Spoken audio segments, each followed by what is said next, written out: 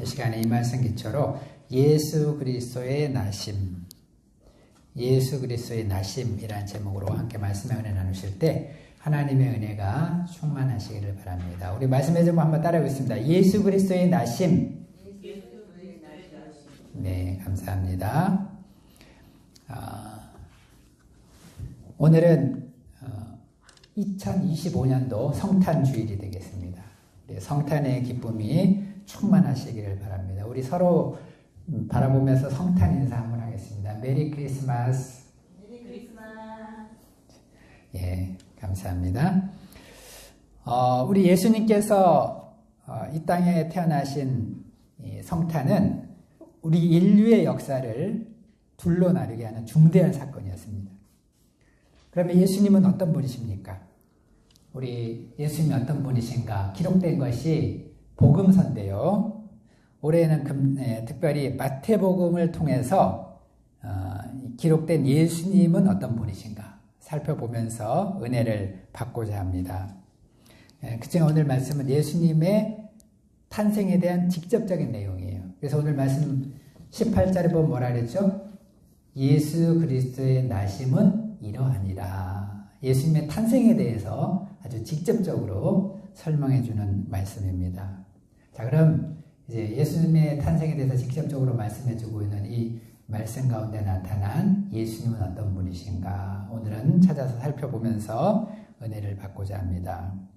예수님은 어떤 분이십니까? 첫 번째로 예수님은 성령으로 잉태된 분이십니다. 우리 다 같이 한번 따라해보겠습니다. 예수님은 성령으로 잉태되셨다. 18절부터 보시기 바랍니다. 성경은 예수님의 탄생에 대한 내막을 자세히 설명하고 있습니다. 예수님의 어머니 마리아는 본래 요셉이라는 청년과 약혼한 상태였어요. 우리 히브리적 용어로 말하자면 정확하게 말하면 정혼한 상태였습니다. 그런데 두 사람이 아직 동거하기도 전에 마리아에게 성령으로 잉태된 것이 나타나게 되었다는 것입니다. 아직 같이 살지도 않았는데 임신을 하게 됐다는 거예요. 정말 청천벽력과 같은 소식이라고 말할 수가 있습니다.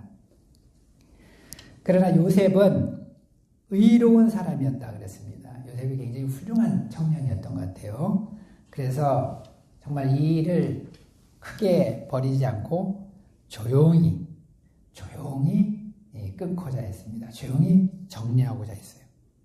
그런데 이때 어떤 일이 일어났습니까? 20절을 보시기 바랍니다. 그때 주의 천사가 꿈에 나타나 말했습니다. 다윗의 자손 요셉아, 내 아내 마리아 데려오기를 무서워하지 말라. 그에게 잉태된 자는 성령으로 된 것이니라. 천사는 요셉에게 마리아가 잉태한 것은 초자연적인 역사다. 이것은 인간적인 일이 아니다. 이렇게 설명해 준 것입니다. 자, 여기서 성령으로 잉태되었다는 말은 무슨 뜻일까요? 성령으로 잉태되었다. 이 말은 우리가 잘 알지도 못하는 과학적인 지식으로 이것을 이해하려고 하면 안 돼요. 이것은 원어와 영어 성경, 말씀을 참조하는 것이 가장 정확하고 안전한 것입니다. 우리 NIV 영어 성경에 보면 뭐라고 되어 있냐면 She was found to be with child through the Holy Spirit 이렇게 되어 있습니다. 무슨 말입니까? 마리아가 발견됐어요. was found. 어떤 것이? to be with child. 아기를 가지고 있는 것이. 무엇을 통해서? through the Holy Spirit. 성령을 통해서. 이 영어 성경이 굉장히 잘 번역했습니다. 원어를 보아도 비슷해요. 언어에 보면은 에크푸뉴와 성령을 통해서 가스테르 에코가 테이크란 뜻이에요. 태를 가지게 되었다. 잉태되었다 그런 말이에요. 그 다음에 휴리스코 발견되었다. 그러니까 아주 무슨 생물학적으로 남자와 이런 거 아니에요. 그렇게 하면은 잘못하면 이단으로 빠지는 거예요. 거기에 대해서는 성경에서 언급하지 않았어요. 성령을 통해서 성령으로부터 왔어요. 잉태가. 그리고 그 아기를 가지고 있는 것이 발견되는 거예요. 이걸 이제 성령으로 잉태됐다고 얘기한 것입니다. 그러니까 성령의 창조적이고 주권적인 역사를 통해서 완전한 인성과 신성을 가진 예수님께서 잉태되었다라는 것입니다. 잉태되었다. 그렇기 때문에 우리 성령으로 잉태된 예수님, 그 예수님 어떤 분이신가? 예수님은 참 인간이고 동시에 참 하나님이시라는 거예요.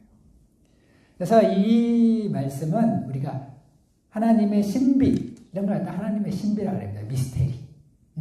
하나님의 신비예요. 신비의 역사라고밖에 말할 수가 없는 것입니다. 우리 인간의 이성으로는 이해할 수가 없는 거예요. 어떻게 남자도 없이 동거하지도 않았는데 어떻게 아기가 태어나냐. 성령의 역사라는 거죠. 또 예수님의 인성과 신성도 신비에 속한 거예요. 어떻게 하나님인데 동시에 또 인간이냐. 인간이면 인간이고 하나님은 하나님이지. 인간인데 하나님이다. 이거는 또 이해할 수가 없는 거예요. 그래서 이것을 인간적으로 막 이성적으로 생각하다가 여러 가지 이단들이 출현했습니다. 어떤 이단들은 예수님의 신성을 부인했어요. 신성을 부인했어요. 예수님은 인간이다. 아주 훌륭한 인간이다. 근데 이제 그렇게 되면 어떻게 돼요? 그러면 이제 예수님의 하나님이심을 부인하는 것이기 때문에 이단이 돼요. 또 어떤 사람들은 예수님의 인성을 부인했어요. 예수님 어떻게 인간일 수가 있냐? 하나님이시지. 예수님 하나님, 신성만 막 하고 그랬어. 그러면 또 이것도 이단이에요. 왜냐하면 그렇게 되면 예수님께서 우리를 위해서 속죄해 주실 수가 없기 때문에. 그렇기 때문에 예수님은 있는 모습 그대로, 성경 있는 그대로 이제 영접을 해야 되는 것입니다.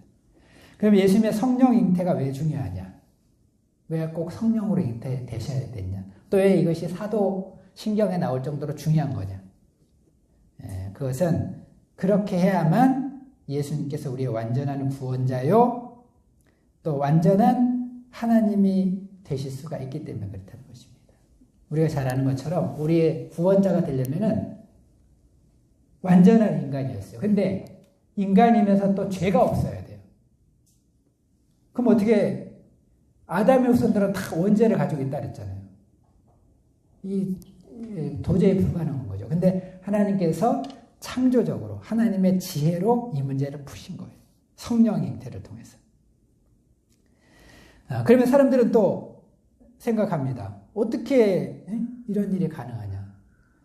하나님께 불가능한 것이 없죠. 하나님은 태초에 아담과 하와도 그냥 만드신 분이시잖아요. 그 하나님께서 이제 이 성령 잉태 충분히 가능하다는 것입니다. 그렇기 때문에 우리 사도신경에서도 뭐라고 고백합니까? 전능하사 천지를 만드신 하나님 아버지를 내가 믿사오며 그의 아들 우리 주 예수 그리스도를 믿사오니 이는 성령으로 잉태하사 동정녀 마리아에게 나셨다. 예수님은 성령으로 잉태되신 분이라는 것을 아주 분명하게 고백하고 있는 것입니다. 오늘 본문에서도 이에 대해서 가르쳐주고 있는 거예요. 예수님은 처음부터 성령으로 잉태되신 분으로서 우리의 완전한 대속자요 하나님이 되시기에 충분하신 분이시다. 우리가 성령으로 잉태되신 예수님 말씀 그대로 영접하는 믿음을 가질 수 있기를 기도합니다. 두 번째로 또 예수님 어떤 분이십니까? 예수님은 자기 백성을 죄에서 구원할 자가 되십니다. 우리 다 같이 한번 따라합니다. 예수님은 우리를 죄에서 구원할 구원자가 되십니다. 21절을 보시기 바랍니다. 천사는 계속해서 성령으로 잉태되어 태어나신 그리스도의 이름까지 지정해 주셨어요. 아들을 낳으리니 이름을 예수라 하라. 예수님의 이름은 요셉이나 마리아가 지은 것이 아니죠. 하나님께서 지어주시고 천사를 통해 지시해 주신 것입니다. 그러면 예수라는 말은 무슨 뜻이라 그랬죠? 그 예수라는 이름은 구원자라는 뜻이에요. 예수라는 이름 자체가 구원자라는 뜻이에요. 구약 성경에 보면 여호수아라는 말이 있죠. 조수아에서 지저스가 왔다는 거예요. 예수님이란 말이. 근데 그 뜻이 뭐냐? 하나님은 구원자시다 그런 뜻이에요. 구원이란 뜻이에요. 그러니까 예수님은 그 이름부터 우리 인류의 구원자로 가지고 태어나신 분이라는 거예요. 근데 21절의 말씀에 보면은 예수님은 구원자로 오셨는데 특별히 우리를 무엇으로부터 구원해 주신다 그랬습니까? 이게 또 중요해요. 우리를 죄로부터 구원해 줄 구원자가 되신다는 거예요. 우리 하나님을 떠난 세상에는 문제가 너무나 많습니다. 세상은 하나님을 떠났기 때문에 문제가 너무너무 많아요. 세상은 왜 이렇게 문제가 많고 불행합니까? 어떤 사람 물어보죠. 그건 당연한 거예요. 하나님을 떠났으니까. 그래서 너무너무 문제가 많아요. 이런 면에서도 문제고 저런 면에서 문제가 많고 너무나 모든 면에서 구원이 필요해요. 그래서 이제 예수님을 생각할 때 여러 가지 점에서 이제 구원자라고 생각하는 사람들이 많아요. 물론 예수님은 모든 면에서 구원자가 되시지만은 그 중에서도 가장 중요한 것이 뭐냐? 그 중에서도 가장 중요한 것은 우리를 죄로부터 구원해 주시는 구원자가 되신다는 것입니다. 죄로부터 구원하기 위해서 오셨다는 거예요. 예수님은 우리를 죄로부터 구원해 주시기 위해 오셨을까요? 이것은 죄야말로 우리 인간의 모든 불행의 뿌리가 되기 때문에 그렇다는 것입니다. 여러분 성경에 의하면은 인간의 모든 불행이 어디서 왔습니까? 인간이 왜 불행해요?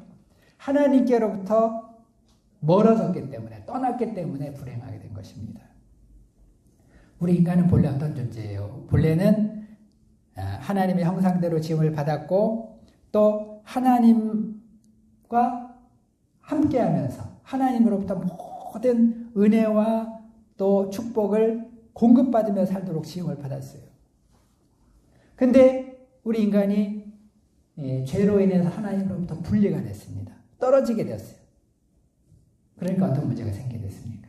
그러니까 모든 문제가 생기게 됐다는 거예요. 그래서 이제 그 문제를 또 한마디로 말하자면 결핍이라고 얘기할 수 있어요. 부족하게 됐어요. 만복의 근원이 하나님이신데 하나님으로부터 떨어지니까 어떤 현상? 당연히 부족하게 된 거예요. 모든 것이 부족해요. 그래서 건강이 부족한 것이 뭐냐? 질병과 죽음입니다. 사랑이 부족해졌기 때문에 어떻게 돼요? 서로 싸우게 되는 거예요. 또 재물이 부족하게 되었기 때문에 어떻게 돼요? 가난해지고 빈궁해진 것입니다. 기쁨이 결핍되었어요. 그렇기 때문에 무엇을 해도 기쁘지 않고 슬픔과 어두움의 지배를 받게 된 것입니다. 뿐만 아닙니다. 결국에 인간은 이런 정말 결핍의 인생, 빈궁의 인생, 가난한 인생, 부족한 인생을 살다가 이제 죽게 되고 그 후에는 영원한 심판을 받게 되었다는 것입니다. 사람들은 죽으면 모든 고통이 끝난다고 생각하는 사람들이 많아요. 그래가지고 그냥 죽어야지. 근데 이것은 굉장히 정말 위험한 생각입니다. 죽으면 끝이 아니에요. 히브리서 9장 27절을 보면 그 후에 심판이 있다고 했습니다. 한 번 죽는 것은 사람에게 정하신 것이지만 그 후에는 심판이 있다고 했어요. 그 때문에 이제 죽는 것은 절대로 이것은 해결책이 아니다. 그러면 이 모든 불행들로부터 벗어나는 진정한 해결책은 무엇인가? 이 죄 문제를 해결을 받아야 되는 것입니다. 그런데 예수님은 어떤 분이십니까? 바로 이 죄로부터 우리를 구원할 자가 되신다는 거예요. 우리의 근본 문제, 아주 모든 문제의 뿌리, 근원적인 문제를 해결해 주실 수 있는 구원자가 되신다는 것입니다. 이를 위해서 예수님께서 하신 일이 무엇이죠? 이를 위해서 예수님은 우리를 대신해서 십자가에서 형벌을 받으셨습니다. 우리 대신 죽으셨어요. 옛날에는 제가 여러 번 얘기했죠.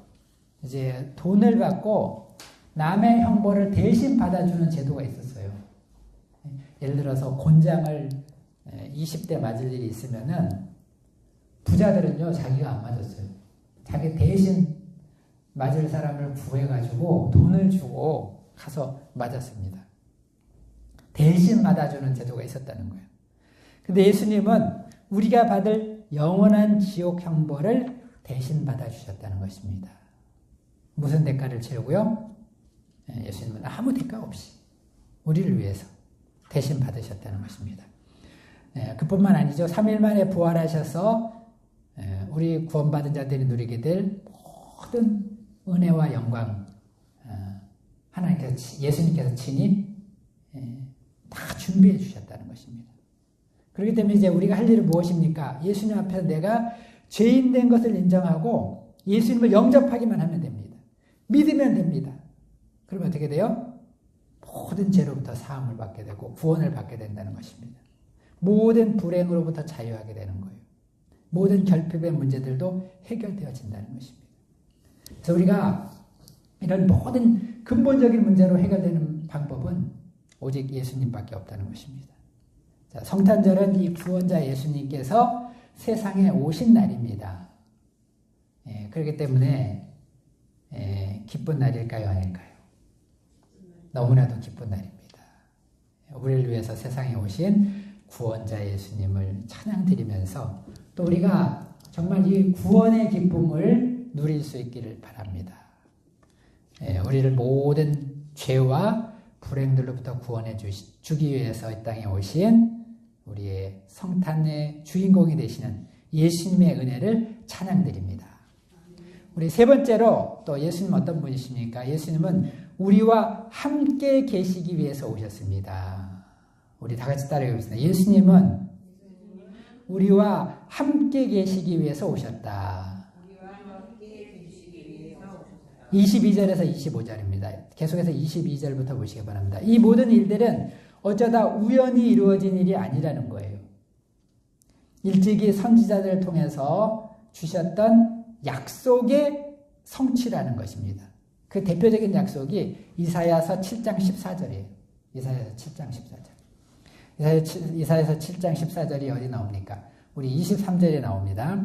보라, 처녀가 잉태하여 아들을 낳을 것이요 그의 이름은 임마누엘이라 하리라 하셨으니 이를 번역한즉 하나님이 우리와 함께 계시다 함이라. 하나님이 이사야 선지자를 통해서 장차 처녀가 잉태하여 아들을 낳을 것인데 그 아들을 통해서 하나님이 우리와 함께 하시게 될 것을 약속해 주셨어요. 그런데 당시에는 이 약속의 의미를 알 수가 없었습니다. 처녀가 아들을 낳는다? 이게 도대체 무슨 말이야? 하나님이 우리와 함께 계신다? 이게 무슨 말이냐? 어떻게 하나님 우리와 함께 계실 수가 있어? 이해할 수가 없는 말이었습니다. 그러나 예수님의 탄생을 통해서 이 약속의 이 말씀의 비밀이 밝혀지게 된 거예요. 예수님은 처녀를 통해 오셨습니다. 버진 마리아, 동정녀 마리아를 통해서 오셨어요. 또 하나님이신 예수님께서 세상에 오심으로써 하나님께서 우리와 함께 계신다는 말이 성취가 된 거예요. 이처럼 예수는 우리와 함께 하시기 위해서 세상에 오셨다는 것입니다. 자, 우리가 이제 세상에 사랑의 표현이 많이 있지만 그 중에 가장 확실한 사랑의 표현은 함께 하는 거예요. 특별히 어려울 때, 힘들 때 함께 하는 거, 이게 진정한 사랑이라고 얘기할 수가 있습니다. 그런데 예수님께서 이 사랑을 우리에게 가장 잘 보여주셨다는 것입니다. 예수님은 우리의 죄 문제를 해결해 주실 뿐만 아니라 또 해결해 주시는 것으로 끝나지 않고 우리와 함께 하시기 위해서 우리에게 찾아오셨다는 것입니다. 예수님 세상에 오셔서 우리와 함께 하시면서 우리의 모든 연약함을 다 몸소 겪으셨어요. 그렇기 때문에 이 예수님야말로 우리의 진정한 구원자가 되시고 또 우리의 진정한 보혜사가 되실 수 있는 보호자가 되실 수 있고 은혜를 베풀어 주실 수 있는 분이 되신다는 것입니다. 예수님 오늘날 우리라도 여전히 함께해 주십니다. 부활 승천하셨지만 하늘 보좌에서 우리를 위해서 끊임없이 기도해 주신다 그랬어요. 그러니까 예수님은 이제 이 땅에 계실 때 30년 동안만 우리와 함께 하신 것이 아니라는 것입니다.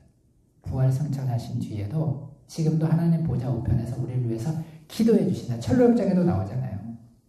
왜 우리가 마귀가 계속해서 막 우리 신앙의 불이 꺼지도록 계속 그 물을 뿌리는데도 불 더 잘 타오르는 거.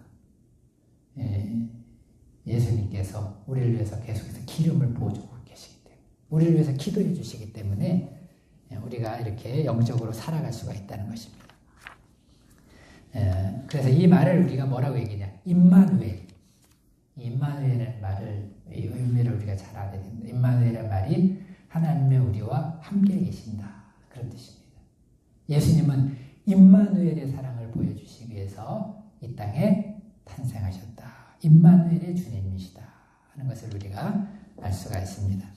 결론적으로 성탄은 예수님께서 성령으로 잉태되시고 또 우리와 함께 하실 뿐만 아니라 우리를 구원하실 뿐만 아니라 우리와 함께 하시기 위해서 이 땅에 태어나신다는 거예요. 우리가 2025년도 성탄을 맞이해서 새롭게 예수님을 우리 마음에 영접함으로 이 모든 은혜가 우리 가운데 임할 수 있기를 바랍니다. 구원의 감격, 또 임마누엘의 축복, 또 주님과 함께하는 그 은혜와 기쁨이 충만한 성탄이 될 수 있기를 기도합니다. 다 같이 기도하겠습니다.